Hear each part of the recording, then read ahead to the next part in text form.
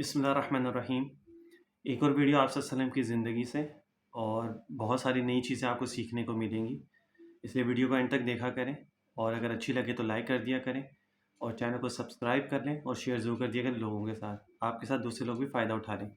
آج کا جو کانٹینٹ ہے وہ ہے آپ صلی اللہ علیہ وسلم کی مجالس خیر و برکت، یعنی آپ صلی اللہ علیہ وسلم کی جو مجلس ہوتی تھی وہ خیر و برکت والی، ٹھیک ہے۔ اس میں تو کوئی دو رائے نہیں ہے، لیکن اس میں اور بہت ساری چیزیں ہیں، بہت ساری چیزیں سیکھنے کو ملیں گی، وہ میں آپ لوگوں کو بتاتا ہوں۔ آپ صلی اللہ علیہ وسلم کی مجلس حلم و علم، حیا۔ اب دیکھو، مردوں کی مجلس ہوتی تھی، وہاں پہ عورتیں نہیں ہوتی تھی، لیکن آپ صلی اللہ علیہ وسلم کی حیا مردوں کے ساتھ بھی تھی۔ وہ کیسی تھی میں آپ کو آگے بتاؤں گا۔ حیا، صبر اور متانت و سکون کی مجلس ہوتی تھی، ٹھیک ہے۔ اس میں آواز بلند نہ کی جاتی تھی۔ یہ مجلس کے آداب آپ کو بتائے جا رہے ہیں کہ مجلس میں آواز بلند نہیں ہوتی، اور کسی کی حرمت پر کوئی داغ نہ لگایا جاتا، یعنی وہاں بیٹھ کے کسی کی برائی وغیرہ نہیں کی جاتی، اور کسی کی غلطیوں کی تشہیر نہ کی جاتی، اور نہ وہاں پہ جا کے کسی کے نقص نکالے جاتے، یا کسی کے بارے میں لوگوں کو جس کو پتہ ہی نہیں کسی چیز کے بارے میں، اور لوگوں کو جا کے بتانا کہ یہ شخص ایسا ہے، یہ گناہ کرتا ہے، یا اس کے اندر یہ برائی ہے۔ آپ کے اہل مجلس ایک دوسرے کی طرف تقویٰ کے سبب متواضعانہ طور پر مائل ہوتے تھے، یعنی اللہ کا ڈر اور اللہ ہی کے لیے محبت اور لوگوں کی طرف مائل ہونا تھا۔ اس میں بڑوں کی توقیر کرتے تھے اور چھوٹوں پر مہربانی کرتے تھے۔ اب مجلس میں دیکھو، یہ دوسری بات جو ہم نے سیکھی، ایک تو کسی کی وہاں پہ تذلیل نہیں ہوتی، بڑوں کی عزت کی جاتی تھی، چھوٹوں کے اوپر جو مہربانی کرتے تھے، اور صاحب حاجت کی اعانت کرتے تھے، اور بے وطن پر رحم کرتے تھے، یعنی جو مددگار ہوتا اس کی مدد کرتے، اور جو کوئی دوسرے شہر سے آیا ہوتا تو اس کی جو ہے اس کے اوپر رحم کرتے تھے، یعنی اس کے ساتھ اچھا سلوک کرتے تھے تاکہ اس کو محسوس نہ ہو۔ اب ان دو چار لائنوں کے اندر کتنی ساری چیزیں ہمیں سیکھنے کو ملی۔ حضرت زید بن حارث سے روایت ہے کہ آپ صلی اللہ علیہ وسلم کا ہمسایہ تھا۔ جب آپ صلی اللہ علیہ وسلم پر وحی نازل ہوتی تو آپ صلی اللہ علیہ وسلم اس کو بلا لیتے، اور پھر جو بھی وحی میں نازل ہوتا، جو اللہ تعالیٰ فرماتے آپ کو پیغام آتا، وہ ان سے لکھوا لیتے۔ اچھا، حضور صلی اللہ علیہ وسلم ہم لوگوں کے ساتھ حد درجے دلداری اور بے تکلفی فرماتے تھے۔ یہ ادب ہوتا ہے، یہ کسی کو اپنی طرف مائل کرنے کے لیے یہ طریقہ ہوتا ہے کہ اس کے ساتھ دلداری کرنا، یعنی اس کے ساتھ حسن سلوک کرنا، اچھے طریقے سے بات کرنا۔ اس کو آپ صلی اللہ علیہ وسلم کے ساتھ صحابہ کا وہ تعلق نہیں تھا کہ آپ صلی اللہ علیہ وسلم نبی ہیں اور ہم ایک صحابی ہیں۔ آپ صلی اللہ علیہ وسلم ان کے ساتھ ویسے ہی رہتے تھے کہ جیسے دو لوگ آپس میں، عام لوگ آپس میں رہ رہے ہیں، تاکہ ان کے اندر وہ چیز ہی نہ ہو کہ ادب کی وجہ سے وہ لوگ کوئی نہ بات کر سکتے ہوں، نہ آپ کے سامنے کوئی اپنی حاجت رکھ سکتے ہوں یا کوئی پریشانی رکھ سکتے ہوں، ٹھیک ہے نا۔ تو بے تکلفی آپ صلی اللہ علیہ وسلم نے ہمیشہ اپنے صحابہ کے ساتھ رکھی۔ جس قسم کا تذکرہ ہم لوگ کرتے ہیں، حضور بھی اسی قسم کا تذکرہ کرتے ہیں، ٹھیک ہے۔ یہ نہیں کہ بس آخرت ہی کا ذکر کرتے ہیں، ایسا نہیں تھا کہ آپ صلی اللہ علیہ وسلم نے ساری زندگی بس آخرت آخرت آخرت، قبر عذاب، جہنم، قبر عذاب، یہ تذکرہ نہیں۔ لوگوں کا دل چاہتا کہ کسی کھانوں کے بارے میں بات ہو تو آپ سبھی کھانوں کے بارے میں بات کرتے ہیں، صحابہ کا دل چاہتا کوئی ہنسنے والی بات ہو، کوئی اس طرح کی باتیں ہو تو آپ سبھی اس طرح کی باتیں کرتے ہیں۔ یہ نہیں تھا کہ بس ایک ہی ایک بات کو بس ہر وقت وہی بات کرنا اور باقی باتوں کو چھوڑ دینا۔ اچھا، یعنی جب آخرت کا تذکرہ شروع ہو جاتا تو اسی کے حالات و تفصیلات ذکر کرتے آپ صلی اللہ علیہ وسلم، اور جب کھانے پینے کا کوئی ذکر ہوتا تو حضور ویسے ہی تذکرہ فرماتے، کھانے کے آداب، فوائد، لذیذ کھانوں کا ذکر، ٹھیک ہے، مضر کھانوں کا تذکرہ وغیرہ وغیرہ۔ یعنی آپ صلی اللہ علیہ وسلم نے ہر طریقے سے تربیت فرمائی اپنے صحابہ کی، چاہے کھانوں کی بات ہو، چاہے کسی کی پریشانی کی بات ہو، چاہے آخرت کی معاملہ ہو، چاہے نماز کا معاملہ ہو، ٹھیک ہے نا۔ تو ہر طریقے سے ہر چیز میں آپ صلی اللہ علیہ وسلم نے ان کی ہیلپ کی۔ آپ مجلس میں اپنے اصحاب کے ساتھ تشریف فرما ہوتے تو اپنے زانوئے مبارک کو ہم جلیسوں سے آگے نہیں بڑھنے دیتے تھے۔ اب چار لوگ اگر بیٹھے ہوئے ہیں ایک ہی صف میں، ٹھیک ہے، تو آپ صلی اللہ علیہ وسلم ایسا نہیں تھا کہ آپ سے ان سے آگے ہو کے بیٹھتے، بلکہ بالکل ان کے ساتھ برابر میں رکھتے تھے۔ ہر جگہ پہ آپ صلی اللہ علیہ وسلم نے عاجزی دکھائی ہے، کہیں پر بھی اپنے آپ کو اپنے بڑا شو کرنے کے لیے کوئی ایسا کام نہیں کیا جس میں یہ فیل ہو کہ میں بہت بڑا ہوں۔ ہمیشہ اپنے آپ کو ہمیشہ نیچے رکھا اور عاجزی، انکساری اور یہ چیز شو کی ہے، تاکہ امتیاز پیدا نہ ہو جائے، لوگ نا احساس کمتری کا شکار نہ ہو جائیں ان چیزوں کو لے کے۔ جب آپ لوگوں کے ساتھ اٹھتے بیٹھتے ہیں نا تو آپ انہی کی اس میں ڈھل جائیں گے نا، تو وہ بہت جلدی آپ کی طرف اٹریکٹ ہو جائے گا اور آپ کی بات کو سنے گا بھی، مانے گا بھی اور آپ کے ساتھ چلے گا۔ لیکن جہاں پر آپ اپنے آپ کو بہت بڑا شو کریں گے نا، تو وہ ہمیشہ اس چیز کو احساس کمتری کا شکار رہے گا، اور وہ پھر اس چیز کے اوپر عمل کرنا اس کے لیے تھوڑا مشکل ہو جائے گا۔ آپ مجلس میں اپنے اصحاب کے ساتھ تشریف فرما ہوتے تو اچھا، اگر کوئی شخص کھڑے کھڑے کسی بات کے متعلق سوال کرتا تو آپ اس کو ناپسند فرماتے۔ یہ بھی مجلس کے ادب میں سے، کھڑے ہو کے سوال کرنا آپ صلی اللہ علیہ وسلم کو پسند نہیں تھا۔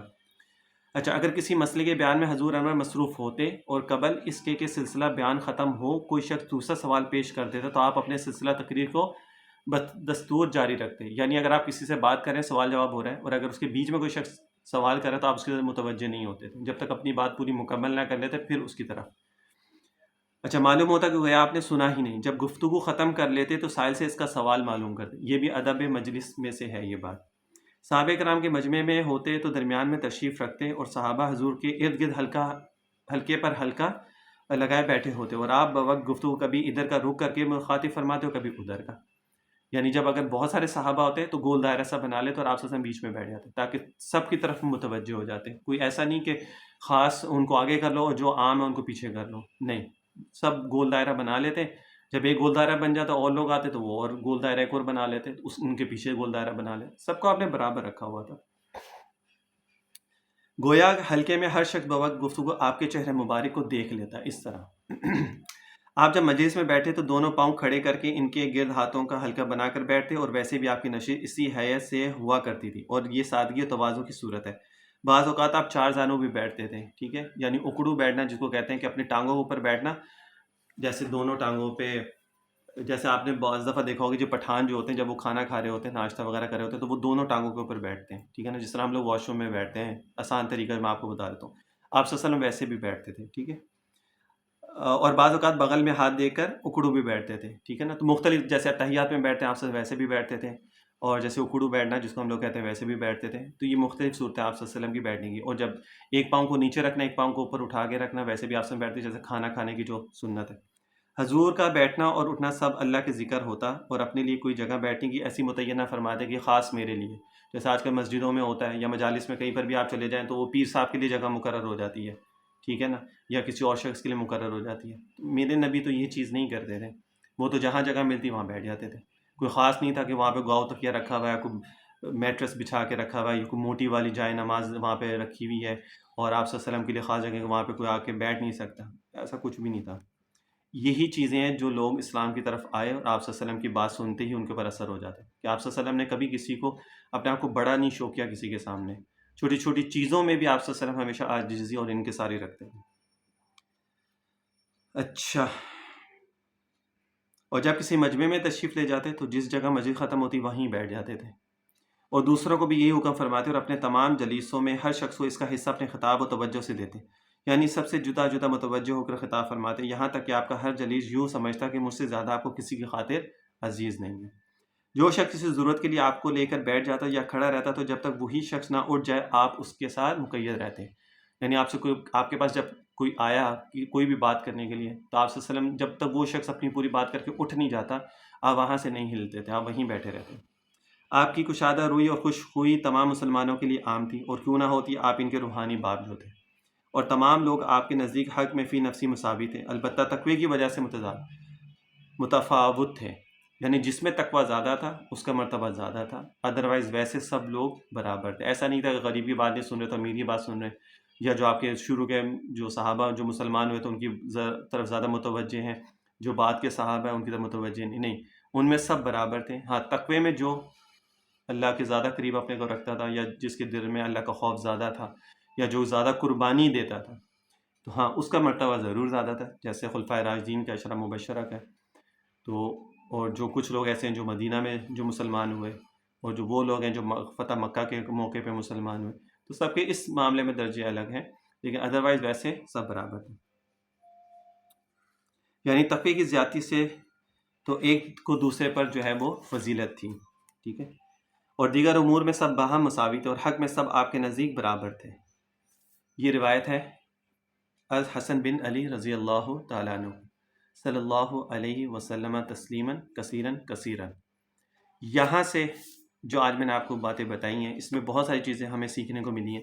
مجلس کے آداب میں کیسے بیٹھنا ہے، کیسے متوجہ ہونا ہے، کیسے لوگوں کے ساتھ بات کرنی ہے، ٹھیک ہے، کیسے ان کے ساتھ رہنا ہے، کیسے ان کو اپنی طرف اٹریکٹ کرنا ہے، کیسے تبلیغ دعوت کا کام کرنا ہے، کیسے سب کو برابر رکھنا ہے.